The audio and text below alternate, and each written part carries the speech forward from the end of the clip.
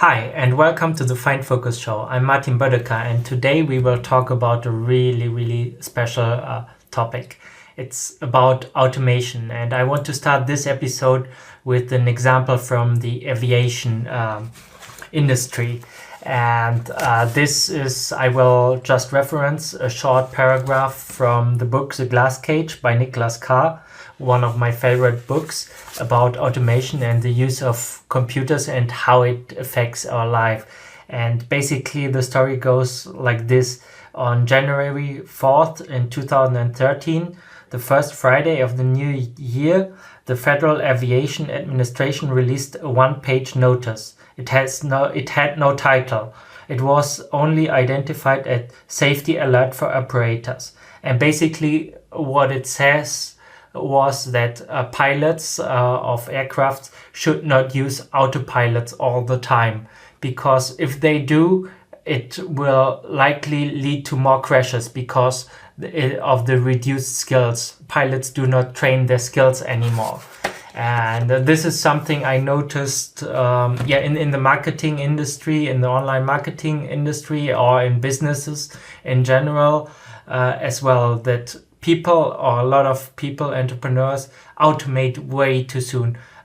Please do not get me wrong. I love automation. I use it for lots of different parts of FindFocus and this podcast. So for example, I use my software to build my habits throughout the day. I use a social media scheduler like Social Bee and a missing letter to post stuff on social media like Twitter and YouTube and whatever. I use Anchor FM to distribute this podcast to like 10 different platforms. I do not even know like where this podcast is distributed and where you're listening to this or watching this. And I use another tool to automatically adjust the volume of this podcast. And I also use another cool software where I designed the cover for this podcast and this episode, and I really loved it. But what I really want to talk about is the topic of skill and how it relates to automation. And when I started this journey of becoming an entrepreneur, this was not clear to me. And I think when it comes to technology,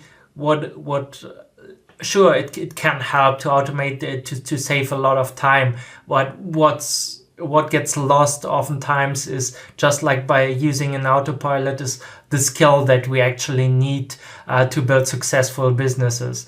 And this is something that I see a lot of people get wrong. Like in the beginning, I think every entrepreneur should start without automation and just trade time for money. I know the goal of a lot of us is to build like passive income systems and having a really automated business, making sales automated online. But it all starts with learning basic skills. And if you're an entrepreneur or running a business, this means like talking to people and building a real relationship, because I think that's where the most value is created.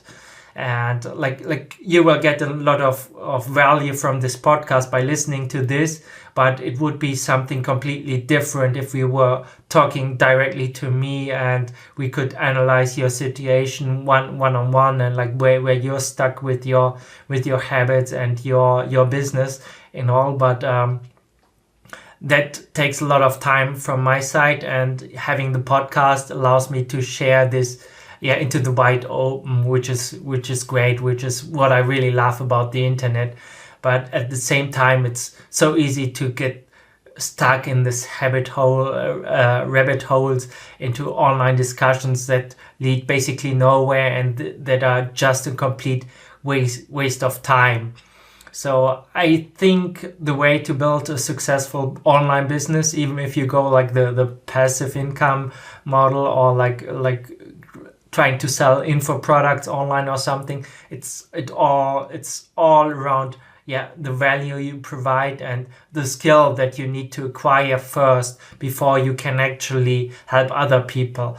I remember reading Russell Brunson's Expert Secrets, and in the book he says you have to break the 4-minute mile first before you can show other people. And this is something that a lot of people who are trying to build an online business get wrong. And for me right now, I'm trying to build the skill of talking freely to you, to record myself on video, to do my podcast and YouTube videos and Facebook videos. And right now it's really about getting the practice in and building this identity, something I talked about in the last episodes. And it's really about practicing. And another thing that really matters is scaling. It's completely different if I provide this value to you via an automated system, like distributing it through all the different online channels that are out there. And it also depends on how much value you actually receive, or the audience receives from what I'm putting out here. And for example, I posted one of my episodes about the Pareto tree principle on different Facebook groups and on Reddit. And I noticed that on Reddit, people were really, really critical, whereas on specific Facebook groups that were around online marketing, it was received really, really well.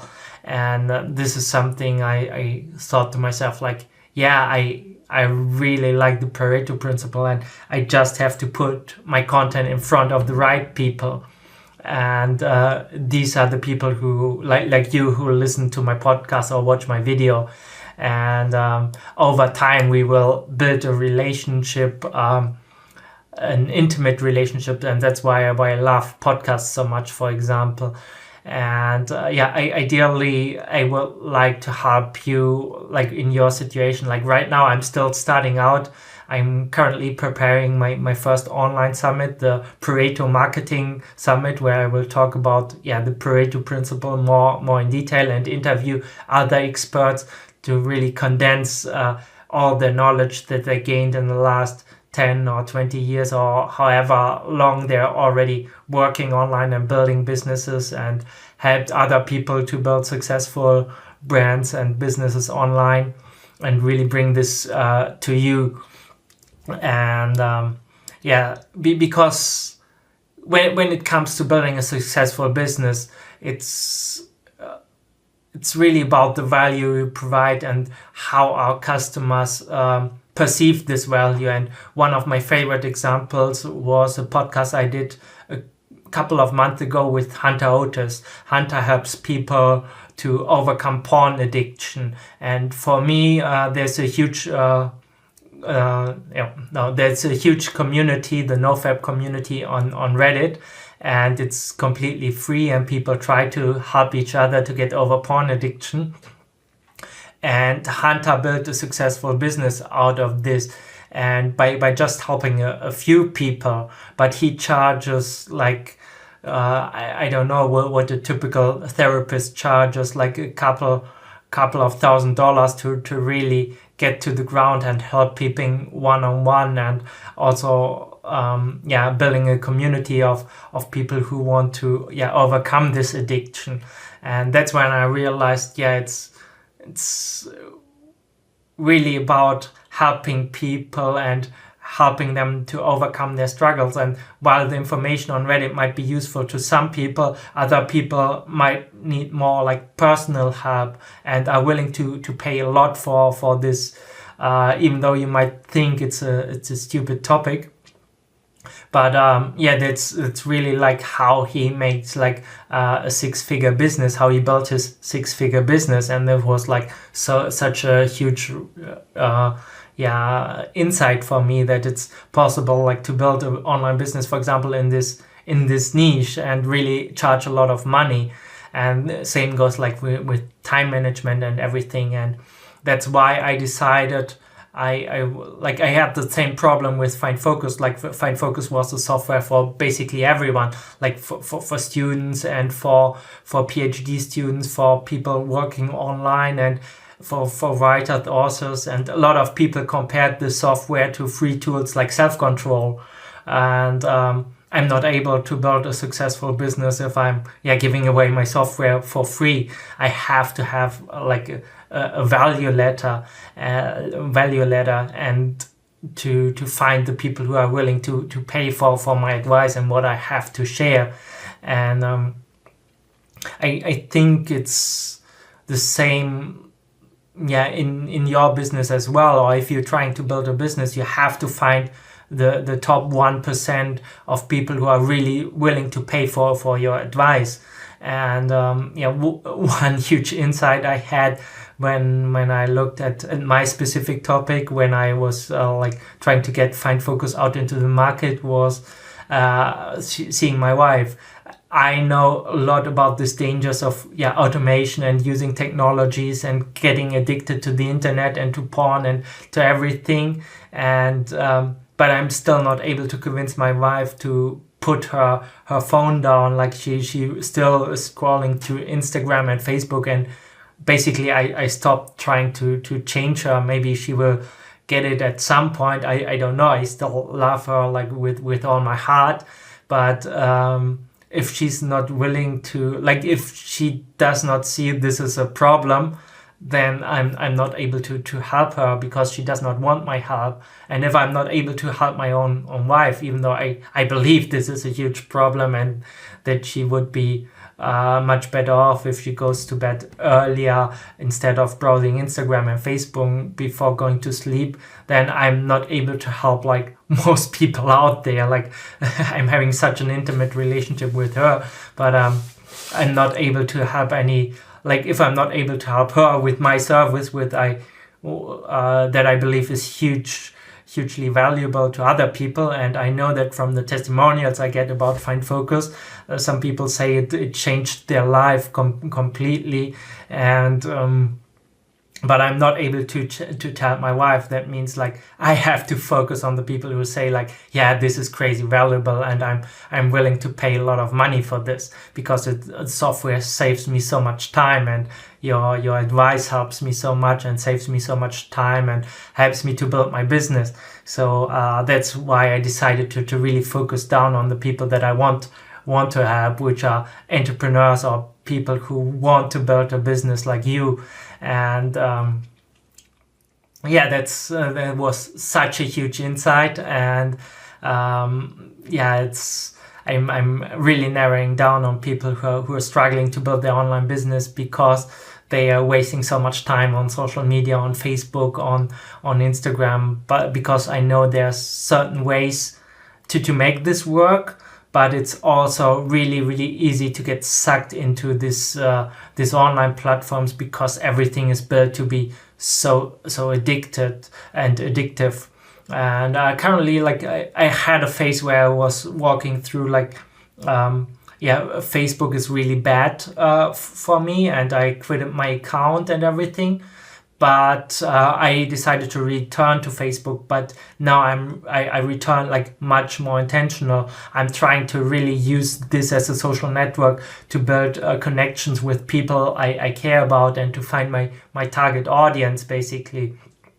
And now it's completely different, but I still do not browse my newsfeed or something. I'm going into specific groups where there's my potential customers, trying to find out what are their problems, or I'm trying to build a real relationship with people who run these groups, who could potentially send people to my virtual summit, or become a speaker on my virtual summit. So my goal is to build like real relationships, and ideally get to talk to people, to as many people as possible, like even via my online scheduling tool, or something like Zoom. So this is something I just want to talk about today. And what I want you to do is to think about like where does it really make sense for you to use automation, and where is it you should emphasize more like building a skill, like talking freely like I do right now, because I see this people do this wrong all the time, and I did it wrong for a long time, because I did not honor like what really goes into building a skill. And I think if you want to build a successful online business, you have to start with building a skill. And once you have the skill, and the skill that is valuable to other people, then you start adding automation, not earlier. And it also depends on like which kind of where you can use automation. Like it's probably fine to use like a website template and fill it with your content, or like uploading YouTube videos automatically and distributing my podcast to 10 different platforms. That's fine, but I could not outsource like recording this podcast. This is something I do not want to outsource, and that's something you should not outsource as well. Like, so really decide which skill you want to build, and which part of your business you want to automate. And I would highly recommend you start focusing talking to real people if you want to build an online business.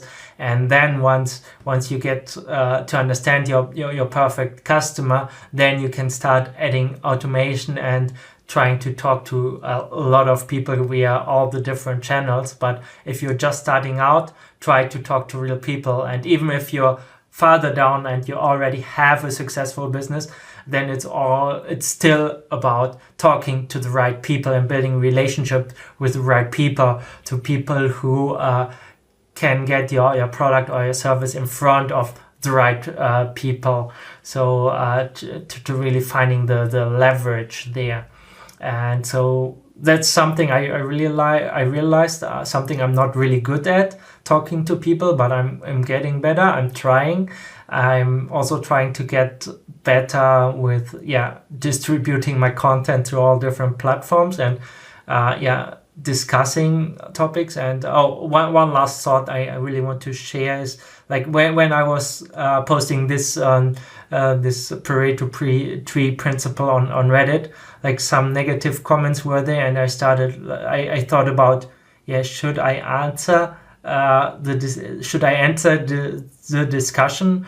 And then I decided, no, I'm just leaving it there. It does not make any sense for me to try to convince that I'm right and that he was wrong, because like he did not see the value the first time. So it would have been a waste of time for me trying to convince him. So that's another thing I wanted to say. So thank you for listening to this. Thank you for watching my YouTube video or wherever you're consuming this content. Please like and subscribe to my channel, and looking forward to serving you tomorrow.